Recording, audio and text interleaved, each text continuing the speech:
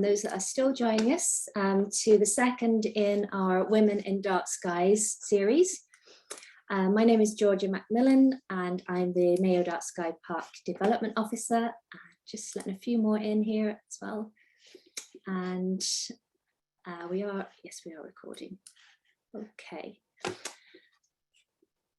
Yeah, great. So folks, thank you very much for joining us. As I say, this is the second in the Women in Dark Sky series. So we're delighted to keep this going. We will have them every couple of months. Just a couple of bits of housekeeping first. As I mentioned earlier, we're recording, so anyone that's just joined us, just so you know that. We ask you kindly to keep your microphones off while our speaker is presenting, and if you do have any questions, by all means pop them in the chat box and I'll get to them later. We may need to limit the number of questions depending on time, so we'll try and keep it to around an hour or thereabouts. So just a couple more people in the waiting room. Here we go. Our guest speaker this evening is Dani Robertson. So what can I say about Dani? She's a dark sky advocate. She is the dark sky officer for the Snowdonia Dark Sky Reserve in Wales. She is an environmentalist. She's a strong advocate for dark skies, and she's just been featured as the International Dark Sky Association's monthly star, so you can read all about her on the darksky.org website. She's a surfer. She was on, she's a really cool lady, that's what I'm trying to say. She's going to be talking to us about Celtic heritage and the stars. And I think we have a lot in common, so we're really looking forward to learning more about Welsh Celtic heritage and the stars. And I think what I'll do is pop the spotlight onto Dani and hand over to you. So diolch, Dani, thank you very much. Welcome to Women in Dark Skies. Salta, thank you so much for having me, everyone. I'm going to share my screen now. This is the first time I've done this presentation as a whole, so I'm hoping it flows quite nicely. So that was the best introduction I think I've ever had, so thanks very much, Georgia. I will pay you for that later. But yeah, my name is Dani Robertson and I am the Dark Sky Officer for the North Wales Partnership. So I work for Snowdonia National Park. But there's a bit more to my job as well, and I'll be talking a bit about Welsh heritage in the stars, Celtic constellations, and how some of them link with our Celtic cousins over in Ireland. And I'm hoping that this will be a good area of research in the future, because there's not very much out there, so maybe this will set some of you thinking. So I am the Dark Skies Officer for the North Wales Dark Skies Partnership, which we have called Project Norse. So Norse is just the Welsh word for night, and I cover the national park. So my main employer is Snowdonia National Park. Very, very lucky. It's the largest dark sky reserve in Wales, one of only 18 in the world to have the reserve status. And part of my job is to promote that, enhance the darkness, and work to reduce light pollution and take people out into the night, under the night sky, to enjoy it and see what it's all about. But I'm also incredibly lucky and a little bit greedy, because I get to work for the areas of outstanding natural beauty. So I'm not sure if you have these in Ireland actually, but they're like national parks, but on a smaller scale. They're places that are protected for their beauty, for their landscapes. And again, it's about getting access for people into these places.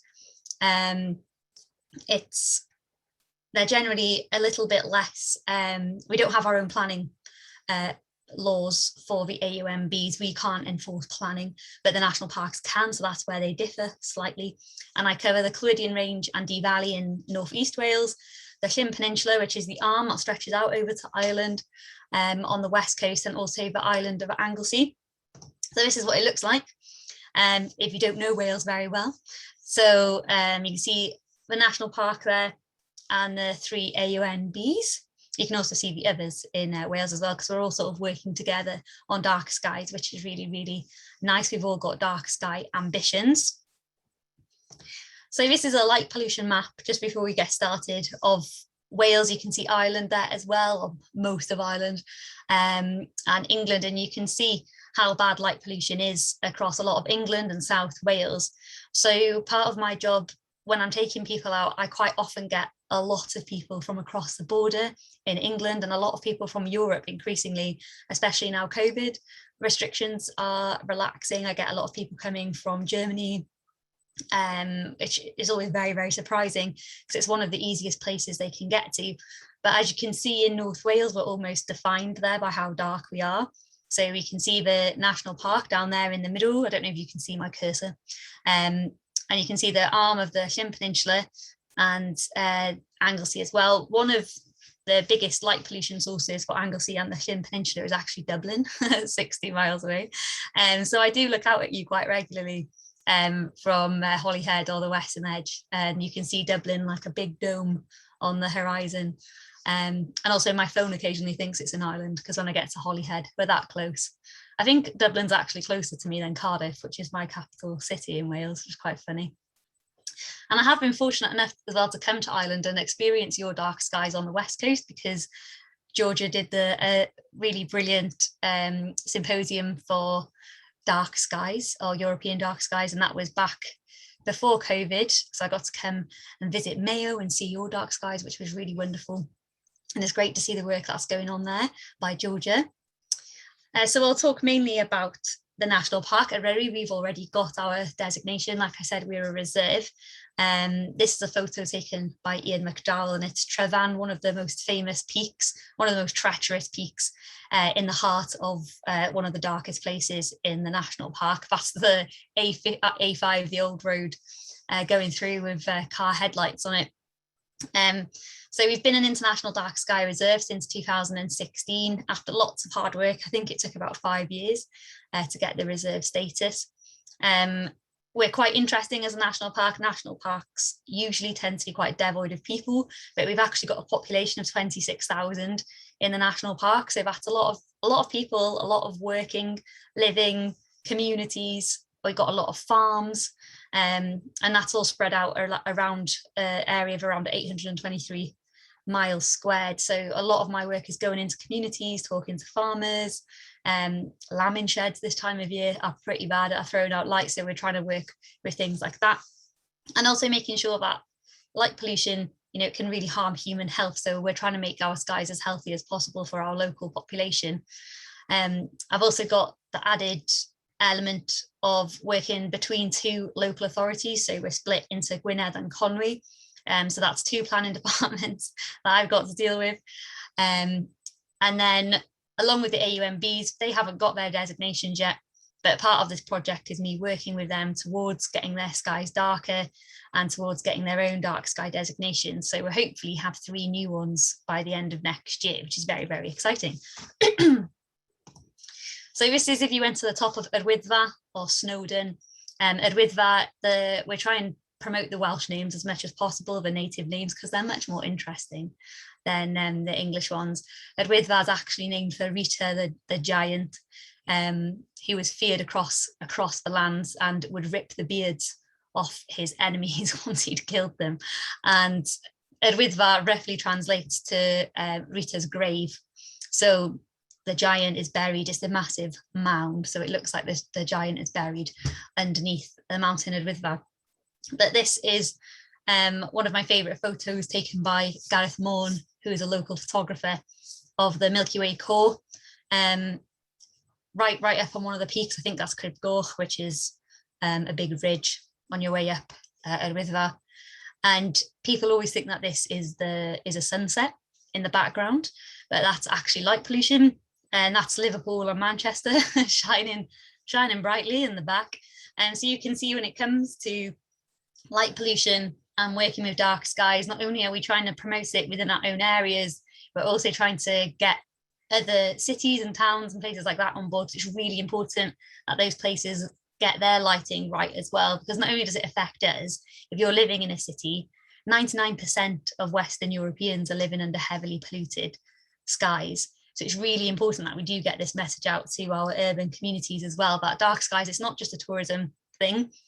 it has got benefits of tourism, but it also impacts their health, our biodiversity, and as we're going to talk about now, our culture and our heritage. So the night sky is very unusual because it's our common and it's our universal heritage. So it's the oldest thing. It's not in this world, it's out of this world. You know, it's the oldest common thing that ties us all together on the planet. We've all looked up since the beginning of time, and it's changed how we are as a species. It's directed us in lots of different ways. It's completely influenced and changed our lives, and without it I think we would be very, very lost. And sadly, that is something that is happening increasingly around the globe. And I was very fortunate. I grew up in dark sky areas, and I thought everyone got this view at the end of a long day, but sadly that is not so. And this photo was taken by me on Caerdrewin, which is an Iron Age hill fort in the Clwydian Range in Dee Valley. And it's just amazing to think that when you go to these places that are thousands and thousands of years old, when you look up at that night sky, that's the same sky that your ancestors would have seen and their ancestors would have seen, and it just goes back and back and back. So the night sky is a huge link to our heritage. It's a huge link to our past, and it also connects us around the world because it's the one thing that we can all see and we can all, take joy in viewing. So why are stars important for culture and heritage? So there's lots and lots to unpack, and I won't be talking about all this because I will be here all night if I do that. So there's some themes like art and music you can't name. There's too many songs and poems to name that feature the stars. Some of Shakespeare's greatest works, like Romeo and Juliet, his face was made of the stars, all that kind of thing. It's seen throughout literature, plays. Religion, astronomy and astrology weren't separated for a very long time. For most of human history, we associated what was happening in the heavens with what was happening on earth, and lots of different religions have been built on that basis. And people would go and see people who could read the stars, and they would tell them what kind of medicine they had to take. I don't recommend that, right? Not anymore. I think things have moved on. But for the longest time, and for more time than it hasn't, human beings believed that the stars and the movements of the stars and the planets would affect what happened to them, their health, their wealth, their fortune. And why wouldn't you? Because if you could imagine, without light pollution, we've only had electric light for 100 years. Before that, absolutely everyone on the planet would have had this view to a night sky, and it would have been impossible to not have your breath taken by it and not to think that something amazing and monumental was happening up there. And it must have had such an impact on everyday life.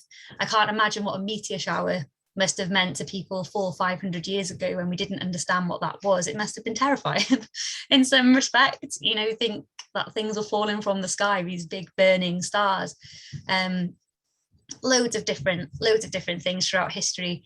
One of my favorite facts about the night sky is that in olden times in history, comets would be a premonition of disaster and something bad happening. And you can see comets throughout history been written about. They're in tapestries. There was a comet across the battlefield in the Battle of Hastings in 1066, and you can see it in the tapestry. It is actually Halley's comet. So it's amazing that we can see that comet today and know that it's been seen by people before and before. And of course we had a comet in 2020, the first naked eye comet for a very long time, and of course that was coronavirus. We're in the middle of a pandemic, and I just thought that was very, very fitting that we have got a comet. It was the first one that I've seen in my life. So yeah, we had to have one to note the pandemic, and that was Comet Neowise. I was going to say Comet Atlas, but it wasn't. Comet Neowise. So of course, science. Without the stars, without being able to look up, we wouldn't have pushed ourselves as a species. I don't think we wouldn't have been looking to the stars to try and think outside of ourselves. It's really pushed us to explore, beyond the human race, beyond our planet. We're in a bit of a new space race at the moment, with the likes of Elon Musk and the Starlink satellites and Dragon X and all these different things that are going on. And people the Americans want to put people on the moon again. It's just been completely restarted, and I think space is something that's really in the forefront of people's minds at the moment. It tells you a lot that we've put more people into space than we have the bottom of the ocean. That's so much resource that we've put into exploring space and the stars, when the sea is right there. We could just walk into it, but no, we want to launch ourselves into space. We've spoken about literature and, philosophy, big thing. Who are we? What are we? What is the meaning of life? You can't help but get a little bit like that when you're looking up at the stars. And also our identity.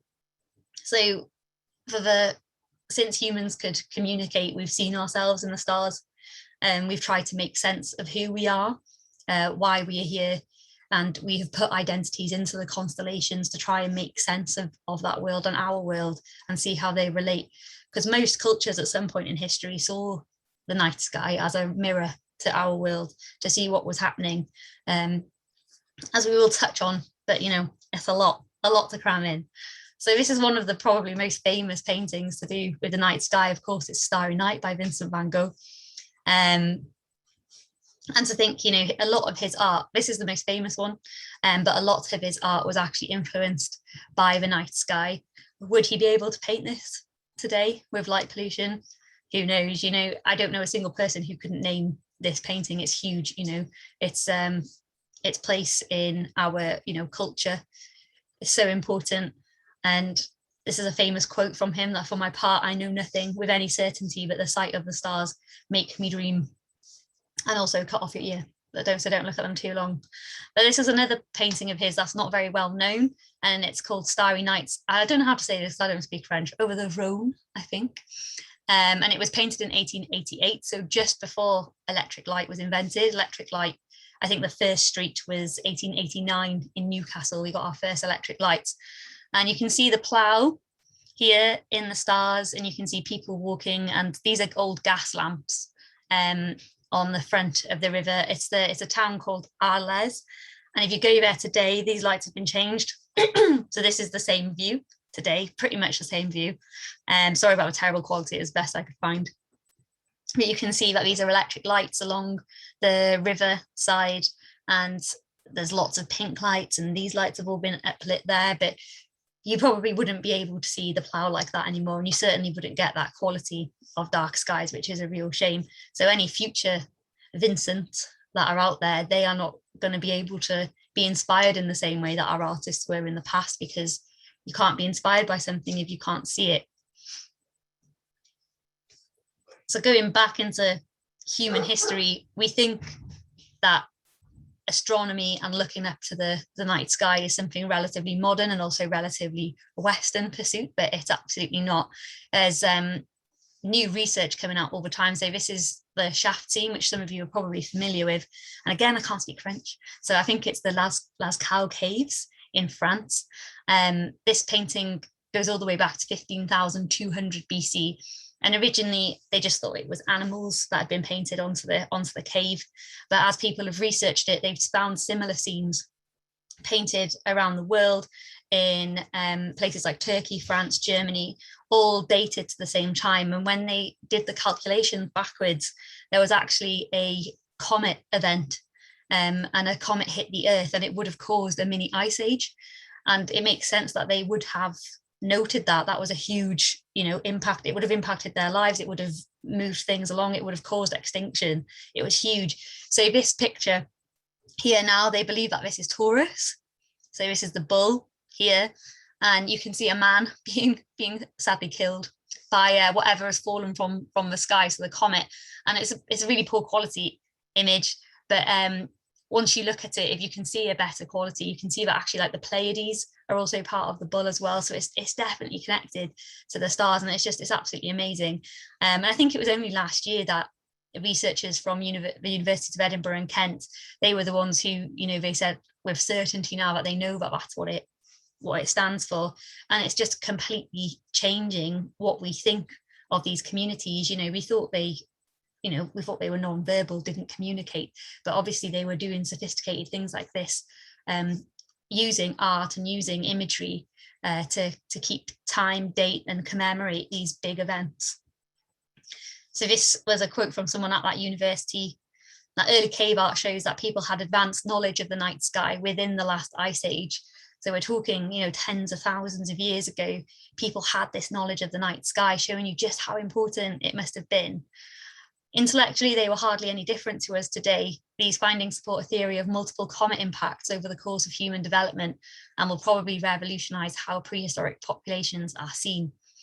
And we see through indigenous peoples, cultures and tribes, especially in America or North America, there's certain indigenous peoples, tribes there, where they follow the constellations because they have marked the constellations and they know that that's when a certain animal is going to be in a certain part of the lands that they would travel to. So they would follow the constellations to follow the great migrations, so that they would always have food.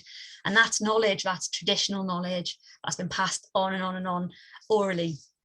So that's one of the issues, unfortunately, with Celtic sky heritage and star stories, is that a lot of this, before sort of like the 11th and 12th century, we didn't really write things down. Everything is oral. So a lot of the things that I'm going to talk about, they are things that, they're seen through a modern perspective, but it's really important to remember that we can't put our minds back into the minds of these people. And some of these things, they are theories, they do link with other things, and a lot of it is folklore that's been passed around not just Wales and Ireland, but it's probably come from much further afield across Europe. So just quickly, I'm going to have a little quick drink as well, sorry. When we think about astronomy, like I said, we think in school, I certainly wasn't taught anything before sort of like the moon landings. I thought that space exploration was something really modern. But when you think about it and you look and you research, we've been looking at space and the stars since we were cave dwellers sitting around campfires. But the first civilization given the term astronomy is actually the Babylonians. So they were a people in which is now modern day Iraq, so about 4,000 years ago. And they are noted as being the first astronomers because they were the first ones to note movements of the planets down. In Mesopotamia, which was the old civilization, the old empire, it's only recently that we've discovered this as well, because they wrote with cuneiform, I think that's how you say it, and it's basically like mud tablets, and they would use bits of reed to push into the tablets. And Western people, when archaeology was at its peak, they found all these tablets, no one understood it, so they broke them all up and scattered them around all the museums around the world. So people now in recent years have managed to break the code. They've decoded the writing, and they can now, they're trying to piece these tablets back together that have been spread far and wide. They've got a hell of a job. It's a huge jigsaw. But one of the pieces that they have managed to put together is an astronomy text explaining Jupiter and when Jupiter will set, and them setting a calendar by it, which is absolutely amazing. So that's why we say that the Babylonians were probably the first astronomers. The ancient Greeks discovered that the world was round.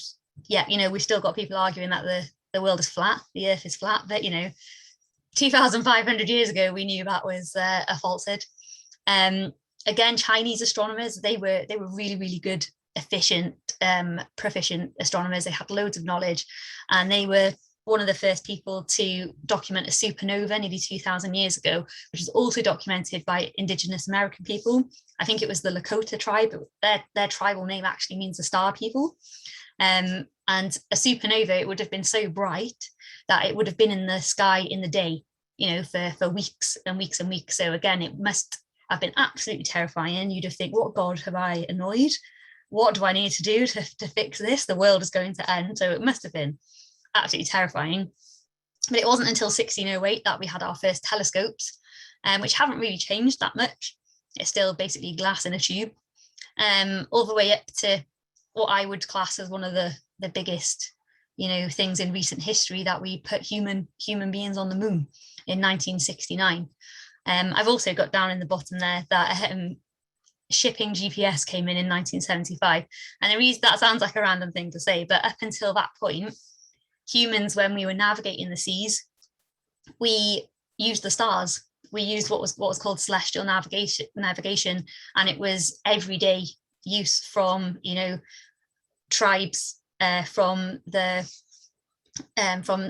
I can't remember what it's called now, down in the Pacific, people around there who would have been using it, and it was a technique that was, you know, passed on and passed on, developed and developed, and people were still using it up until 1975. And I've tried and tried to find someone who could teach me how to do it, but unfortunately, even the old mariners now who would have done it every single day of their lives, they say they don't remember how to do it anymore because GPS came in and everyone stopped overnight, which is such a shame, and it's such a skill, such a good skill to lose. So that's just a picture of a man on the moon. And I'm going to bring it back around to Wales now, and how the star and how it's in our culture and heritage. But Tecwyn Roberts, he was an Anglesey boy. He was born in a small village not too far from one of the sites I'm going to talk about later, actually. And he was basically headhunted for his engineering skills, and he was one of the first founding members of NASA. So he was taken over there, and he became the chief of the network engineering division for NASA, and he was responsible for communications on the Apollo 11 missions. And without him, we wouldn't have landed man on the moon. And I just think it's amazing that somebody who was schooled on Anglesey, he was schooled in Welsh as well, so he was first language Welsh speaker. He went on to help put man on the moon, and it was over the anniversary 2 years, was it 2 or 3 years ago? 2019, obviously 50 years. There was recently a program about how important he was, and they spoke to some of the astronauts, and they said that without him there would have been absolutely no way. It would have probably taken them 10 to 20 years longer. But he grew up on Anglesey, where there wasn't much light pollution. He always had a fascination with stars, and without that, would he have gone into engineering? Would he have gone in to look at space? Who knows? We don't know. So this is the Celtic nation. So I'm going to go backwards a bit now into our ancestry, I guess. So we've got Cymru, or Cymru, and we are the Cymraeg, the Cymru, the Welsh people. You've got Ireland, Alba, we've got Manx, the Isle of Man, Cerno, which is Cornwall, and obviously the Breton area as well, down on mainland Europe. And this is a map of the nations, but I've had it explained to me before, because we were seafaring and because we used the stars to get our way around. I always think, you know, why didn't England really get involved? Why did other areas not get so involved with like the Celtic exchange of information and culture? And someone explained it to me like this. So we look at maps the way we're told to, but nobody knew where north was or what north was. So in the Celtic world, Wales was pretty central, Ireland was central. So everything, if you look at it from the sea, we were all neighbours, and we could have just sailed around to each other and passed on all this knowledge. So that's a good way to think of it. And we don't actually look that disconnected when you look at it this way. So it shows you, you know, we know that we did a lot of sailing, and, you know, like I said, Ireland, Dublin's not far away from me on Anglesey. So, you know, it would have been back and forth. A lot of our traditional stories talk about exchanges with people in Ireland. There's a lot of Irish mythology in our stories and Irish characters. So yeah, it's not too much of a stretch at all. So a lot of our stories, when it comes to Welsh heritage and Welsh mythology, this is a famous work called the Mabinogi, or the Mabinogion. This is an amazing map which tries to cram all the different stories in, illustrated by an amazing lady called Margaret Jones. And this is all the different stories that are, they're known as the 4 branches, the Mabinogion. I'll go on to explain it a bit more, but you can see we've got like our boats here coming and going to Ireland. That's actually Bran the Giant, who was going over to Ireland with Branwen to save his sister. But I love how rich that image is, that picture is, because we are a land of story and song in Wales, and we've got so many of them. But the Mabinogion are really important. They're known as the Pedair Cainc y Mabinogi, or the 4 branches of the Mabinogi. They're the earliest prose stories in the literature of Britain. The Britain term used quite loosely, but they were written in Middle Welsh. So if you try and read them now, you need to be quite good at your medieval Welsh. But luckily they have been translated into much more modern texts. They're incredibly complex stories. They contain all sorts of different themes like mythology, magic. There's laws. They refer to Hwyl Dda, which was the laws of Wales at the time. Drama, philosophy, tragedy, humour, they've absolutely got it all. You need to have like a map and a notebook with you to understand the family trees and who's doing what and who is going where. But they were compiled from oral tradition. So these stories are probably a lot older than the 11th century when they were put down to paper. And they're a collection of oral stories, oral traditions, basically kind of like Aesop's fables, I guess. So there's a lot of how to live your life, how to be a good person, buried very deep in some very strange stories. The characters, a lot of them are thought to represent gods of older pre-Christian mythological orders. You can see a lot of sort of druidry and paganism in the stories. Like I said, a lot of our characters, they go over to Ireland, they go over to Scotland, and we have this sharing of culture there and sharing of stories. But like I said, they basically really were, they're tales of these families, and a lot of it goes back to like the tribal traditions of Wales and how we organized ourselves in the medieval times. So a lot of it was whose son you were, whose daughter you were, and that entitled you to various things. So it's very interesting. I would recommend reading a modern version. I'm still trying to get my head around them, and I've been trying for a long time. So I've lost some slides for some reason. It's gone the wrong way around, that's why. So this is this one. So some of the stories. So this is Bootes, is the Greek, and is known as the herdsman. So Bootes is actually coming into the night sky at the moment, very east, I think. It's got Arcturus as part of the constellation, this star here. It's the fourth brightest star in the night sky. So that's how you would navigate your way to that constellation. You'd find Arcturus because it's the brightest star, and then you'd be able to make out this sort of kite figure. And this is supposed to be, in some places, it's like a shepherd's crook sort of thing, because he was known as the shepherd in a lot of cultural references. But in Cymraeg, we call him Hi Gadarn, which means he the mighty. He was a legendary leader of the Cymry people, and Druids call him Hi Gadarn. He's still worshipped today by the Druids, and he was known as the horned god of fertility. In his stories, he brought the Welsh people to Britain from Deffrabani or the Summerlands. There's reason to believe that is probably the Gaelic part of France, or the Breton, and he would have brought those people over. He is very important to our heritage in Wales, especially when you think of Wales as an agricultural country. We are very agricultural, and he is the person who taught the Welsh people how to farm and made life much easier for people and made them prosperous. So that's why he's probably known as the god of fertility. You know, you plough the fields, the seeds grow.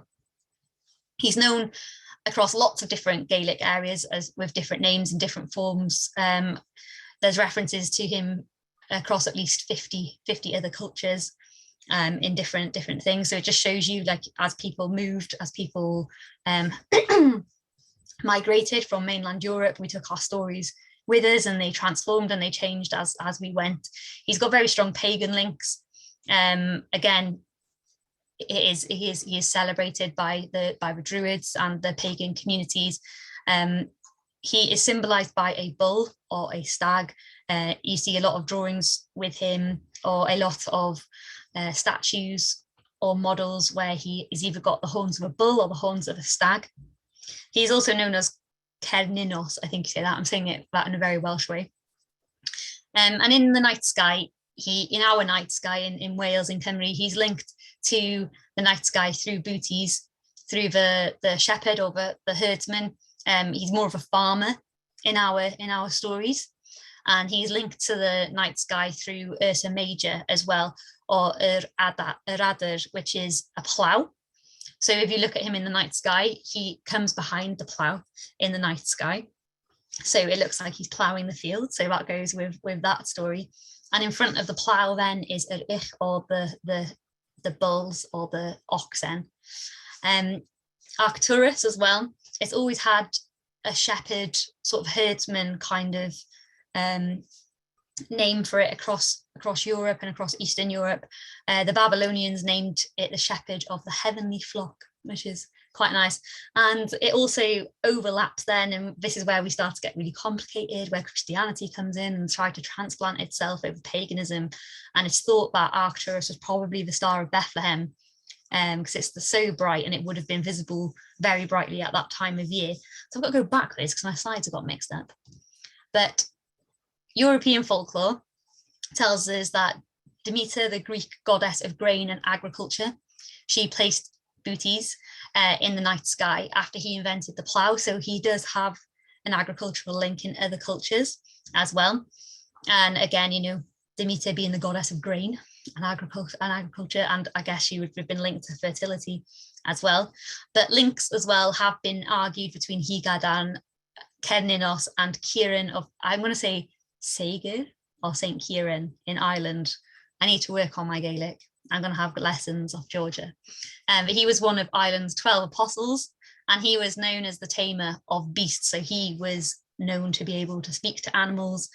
So like Higadan and the bull and the ox, he could tame these wild beasts. So could St. Kieran. Again, a lot of these things is where Christianity overlaps with paganism and older religions, where things have tried to fit together. So it could be true, it might not be true, who knows? But you can see in this stained glass window, you've got the stag symbology there as well, which is quite interesting. So I'll skip over again, huh? But we're going to move on to Taurus now, because in the night sky, that is who Higadan is connected to as well. So in Cymraeg, it's yr ich, or the ox. So he was famed for having tamed a pair of the earth's most powerful beasts, this pair of oxen, and that's what he put before the plough, and that's how he made farming easy, and that's how he made Wales a prosperous, growing, fertile country. He's also seen as a hero in the Mabinogion stories. The Mabinogion has its 4 branches, but it also has lots and lots of other stories associated to it, which are known as the triads, and there's lots of other prose and different types of work that go with it as well. So I think it's one of the more loosely connected stories. But he was called in to save the people of Conwy Valley from a monster called yr Afanc, which is denoted in the night sky as Scorpius. These places are all related in the story to physical places on the ground. So Pwll yr Afanc still exists, or the Avanc's pool, in Conwy, in Betws-y-Coed, which is in the national park. And in the story, the Afanc is causing misery in the Conwy Valley. It's kind of like an alligator crossed beaver, crossed dragon type thing. And it's causing floods in the valleys and causing people to lose their farms and their lives. So they go to Higadan and they say, what can we do? So he says, I know what I'll do. And he goes to the pool. He charms the Afanc out of the water, and he uses his oxen to wrap chains around it and drag it up up Snowdon, where it is put into a bottomless lake called Llyn Ffynnon Las, on a river on Snowdon. And that lake, again, is still there. It's still got a lot of, it's still said to be bottomless. It's said that birds won't fly directly over this lake. I haven't witnessed a bird flying over the lake, so it could be true. So these have survived in folklore, they've survived culture, and they've come through with us to the modern day. So it's quite nice that these places still exist. Unfortunately, in the story, one of the oxen is killed by the Afanc, and his brother, the other ox, cries for him. And when he cries, the soul of the dead ox goes up into the night sky and becomes Taurus. Again, there are some connections to the Irish mythology. It's Connell and the cattle raid is one of the stories that people try to connect together. People could be forcing this stuff together. It might work, it might not, but it is a cattle-based story and it is kind of similar. So make your own minds up on that one. Orion is known as Mabon in Cymraeg. He is the warrior in a lot of cultures, and he's a huntsman For us, he is a deity of the winter sun. So it's kind of like a Hercules story in Welsh, where his mum was a goddess, but his father was a mortal. But he's the only demigod who can handle the mighty hunting dog, Drydwyn, who is one of the hounds of hell. So at the foot of Orion, you get Sirius, the brightest star in the sky, which is known as the dog star. So again, you've got that shown throughout European cultures across. That's a really shared theme and story. Mabon's also the Celtic name for the autumn equinox. I'm not sure if you call it that in Ireland or not, but it's still a pagan festival in Wales, and it's marked on the autumn equinox, which is September the 22nd this year, and they'll have a feast to start autumn. And again, you see his name quite frequently around Wales. So Rwabon is Welsh. That's been changed over time. It's been mutated, and it means Rhyw Fabon, or Mabon's hillside. So there could be links to him. There might not be, but again, he is another character in the Mabinogion. So he's seen in a lot of different stories. I'm going to talk a bit more about like modern culture now. So we think again of it being quite a modern thing, as looking at the stars and how it doesn't really have an impact on our daily lives. But we have a National Trust property in Bangor in North Wales. So it's between two of my areas, actually. It's on the north coast of Wales. Castell Penrhyn, or Penrhyn Castle. It is a castle with a troubled past.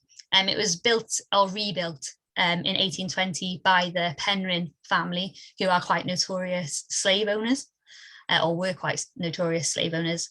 And the castle in its current state was built on the proceeds of Jamaican sugar plantations, but it's also got a really troubled past with Welsh communities, and they were big players in the North Wales slate industry. Unfortunately, they caused a lot of harm to a lot of Welsh families who lived on the Penrhyn estate or worked for the Penrhyn estate in the slate mines. There's places in North Wales still today that you can't say the name Penrhyn without people getting upset, because it's still living memory for a lot of people. They had some 40,000 acres of farmland. I'm not sure how much they've got, but they still have got tenant farmers. It is still some of it is still with the family, despite the main house and the grounds being with the National Trust. But the thing I'm going to talk about, it relates to the farms again. But this is a stained glass window in the main house, and it was designed by Thomas Willimant, who is known as the father of Victorian stained glass, and he was really into like his medieval scenes, and he was asked to design this in the main house. So this is one of the arches. There's actually two side by side in the main hall, and I was actually going to the property to help them organize an event, and I saw this stained glass window and I was like, that's amazing, but no one could tell me anything about it. So they're actually trying to research it at the moment, and basically there's these two arches, and they have both signs of the zodiac on one side, and then they have agricultural scenes on the other side. So I've got two of the panels here to show you. So this is Sagittarius, and you can see in the circle around here, these are 12 Celtic knots. So it would stand for the 12 months. You've got Sagittarius. We're not too sure. This is lunar, so this would stand for the moon. And I don't know if it means that there's two full moons or what in the month. I'm not really sure. But its opposite panel on the opposite arch then is this one. So this is December. And you can see that they are, harvesting grain, storing grain. You can see it's got 31 days in December. So it's got the XX1 at the bottom. So that stands for the 31 days. But this would have been how in the medieval times and in farming times. And again, farming cultures in Wales, people wouldn't have had the need to read and write really. So the night sky would have been really, really important to them, because they would have used that knowledge of what constellation was in the night sky as to what they should have been doing on the ground. So a really good example of that is actually the story of Gemini, which in Welsh is known as Gwyn and Gwythyr. Gwyn is Gwyn ap Nudd, who is the son of winter, and Gwythyr is the son of summer. And that constellation in the night sky seems to rotate over each other. and it is known as, they're known as the rivals of May, and it's known as an eternal battle as these stars rotate over each other. During the winter months, it is Gwyn's star, which is the star on top, and when his star is in the night sky, that would have told people that winter, we're in winter, winter's coming, as it started to get on top. And then as it started to flip and Gwyn's star would come on top, that would be telling people that spring was on the horizon, so people could start to prepare for the new season. They'd know it would be time to start preparing the ground, start to sow seeds, maybe move the hills back up. Move the sheep back up into the hills. So it's really important. And that constellation, the day that Gwyn's star is the one that is conquered or beaten, is May the 1st, which again is another really important feast in the Celtic calendar, or Beltane. So the start of summer, there's so much like Celtic pagan green man stuff connected to the 1st of May. It's definitely not just a Welsh thing, it's all over. But it's just really interesting that those stories have been passed on in our farming and agricultural ways, and that's how people would have understood what to do on the ground, because people didn't read and write, but everyone would have had access to a night sky, which sadly we don't have anymore. So these are some older sites. So this is an image by Rhys Thomas, and it's Bryn Celli De on Anglesey on Ynys Môn. Ynys Môn it's got very, very old history. Again, a lot of it is really linked to Ireland, and a lot of our cultural sites like this, a lot of practices, they are seen, they're seen in Ireland, and they're mirrored in practices.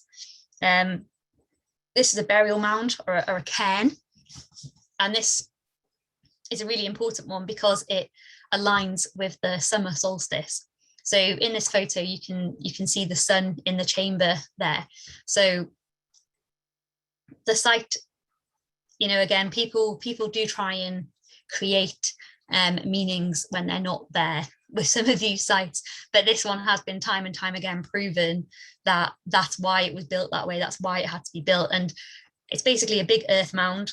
It's got a passageway into the tomb, and in the center of the tomb is where the human remains were found, urns and bits of pottery and things that they would have sent with people onto the next life.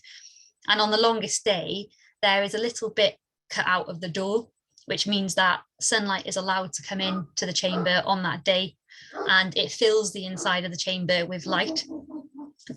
It must have been built that way. It's not just chance, but they think that this would have maybe been like a blessing for them, or to give new light and new life to the ancestors, and it was a way of respecting them and remembering them, which is really nice. It's still really celebrated as a site. It's one of our most famous sites in Wales. I think it's one of the best preserved, and you can see here in this photo, this is the Druids. We still have Druids on Anglesey. They are serious practicing Druids, and they come and they have got the right still from Cadw. So Cadw is our governing body who look after our scheduled monuments. Cadw means to keep in Welsh as well, so that's quite nice. And this is one of the big dates in the calendar. It's really, really important to them. They are allowed access. You wouldn't normally be allowed to do this kind of thing, but because it's a religious rite, they are allowed to go and do that. It's the same with Stonehenge. People weren't allowed up to the stones, but Druids are allowed up to Stonehenge. You can come and watch them. They don't mind you coming and spectating, but it is on sunrise on the longest day, which is really, really early. So you have to be really keen if you want to go. I think it's like 2 o'clock in the morning or something crazy like that. But yeah, the site is Neolithic or Bronze Age. They keep changing their mind. So it is very, very old, a really old site. I'm not sure how long it will take for it to come out of alignment, because it will happen one day. But for now, yeah, it's a really special place. It gives people the heebie-jeebies quite a lot. But it's a good one to come and see if you do come to Wales. Obviously, I'm going to bring comparison to Ireland's Newgrange, which is, it's 5,200 years old, and it's the same thing really, but on a much, much bigger scale. Ours is not less impressive in Bryn Celli De, it has to be said. Yours is much more impressive. It's aligned with the winter solstice, so it is a bit different. But in terms of like the technique and the artwork that was found, they're really, really similar to the site on Anglesey. And I think it just shows that, you know, for the longest time we have passed as cultures, we've shared information and practices for a really long time. We've got another similar site just down the road from me. And again, it's one of the places you can go to. It's all on, they're always on the west coast. So it's where people would have been able to arrive by sea. And you can see Ireland from the one near me. So I just think it's really interesting, all these stories, that we have got such strong links with each other over the Celtic Sea. So just to sum up, because I don't want to talk for too long and keep you all here for ages, but when we talk about our dark skies and when we're talking about light pollution, it's really important that this stuff doesn't get lost, our culture and our heritage, because some of the stories that I've told you tonight, there are lots more stories, there's loads more stories, and sometimes we know the names for constellations or we know the old names for stars, but sadly the meaning's been lost and we won't ever get that back, not unless somebody finds a text buried deep somewhere that's got that story written down. But the real issue is that we probably won't ever get those back. So it's really important that we do look after our dark skies, because that is our heritage, it's our shared heritage. We need to look after it for each other. Just because maybe in our culture it's not so important anymore, there's plenty of people in the world who still do hold it so near and dear to their cultures and religious practices. So it's really important that we don't forget about them when we're talking about dark skies and doing things to do with light pollution. When next time you go out and you look up, remember that you are seeing the same skies as your ancestors. You're looking both into your past and into your future at the same time. It's only the night sky that you can do that in without sounding like you're going crazy, because it is true. You're looking backwards and forwards. When you go out, you're reconnecting with nature. So when you come to one of our dark sky sites, having darkness is so important. We all know it's really important to get sunlight and vitamin D, but it's equally as important for our brains that we get to experience true darkness and that tranquility and calm that brings. So yeah, if we don't look after our night skies, if we don't look after our light pollution, and we don't change our lighting habits, we will lose our skies, and we will sadly lose our stories. So just very quickly to end, if you want to help your dark skies, these are some of the things you can do. So we're not asking you to turn off your lights. It doesn't mean no light at all. This is Tucson in Arizona, which is the home of the International Dark Sky Association. And you can see there that there's absolutely no light pollution. There's no light going up into the night sky there.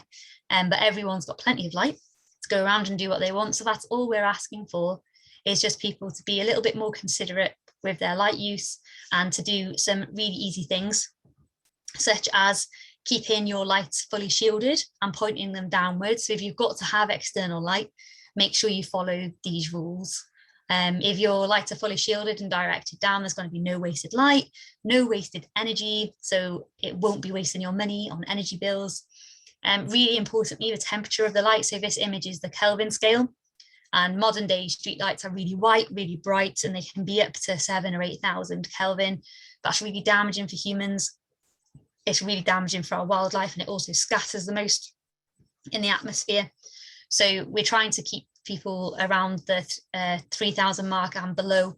It makes a much nicer light. It looks much more atmospheric and cozy. So I'm a big fan of the 3,000 Kelvin. And if you do have to have lights, put them on a motion sensor, because then if you're not using it, it's not going to be on. So we just ask people to only use what they need when they need it and with the right amount of light. And this was just quickly, if you do want to go stargazing, these are some of my favorite apps and books. So it's very easy now to go stargazing, and a lot of these apps also include some of these stories. There's no Welsh version as yet, so I'm going to work on that, and maybe we can get an Irish version one day too. So I use Sky Guide, which is really good. It's for iPhone, that one, and it's basically like Google Maps for the night sky, so you don't have to know anything at all. You just hold it up into the night and it will show you where things are, and you can search for things and it will tell you where to look. It's really good. Weather apps, because you always need to know when it's going to be clear so you can be prepared. Although those two apps, Clear Skies and the Met Office, they always tell me the complete opposite of each other. So I found just sticking my head out the window is by far the best thing. People are really getting into aurora watching now, and the aurora is coming into I say the aurora, the sun is coming into a very active period, or an active sun cycle. So if you want to get into looking for your aurora, I recommend Aurora Watch UK or the Glendale app, and it will send you alerts when the aurora is active, and then you just have to find somewhere with a good view north. And then if you want to go old school, these are some of my favorite books. So the Collins Guide, it's the Royal Greenwich Observatories, their Night Sky Guide. That's a really good one. And also the almanacs. So the almanacs are good because they include a lot of the cultural references and things to do with growing and fishing and like lunar cycles and things like that. So they're really good. And then that is the end of my presentation. Thank you very much, everyone. I hope I didn't go too far over. I go waffly after. Yeah. No, you didn't at all. Thank you so much, Diolch, Dani. Thank you. That was beautiful, lovely to listen to. And I think you have certainly more than scratched the surface on a perhaps collaborative project, but we need to investigate more. We do. So Dani, I'm going to just take the shared screen off, if you don't mind, and we can see if anyone would like to join us. So what I'm also going to do is stop recording. So sometimes people might be a little bit shy about asking questions. So I'm going to stop the recording now.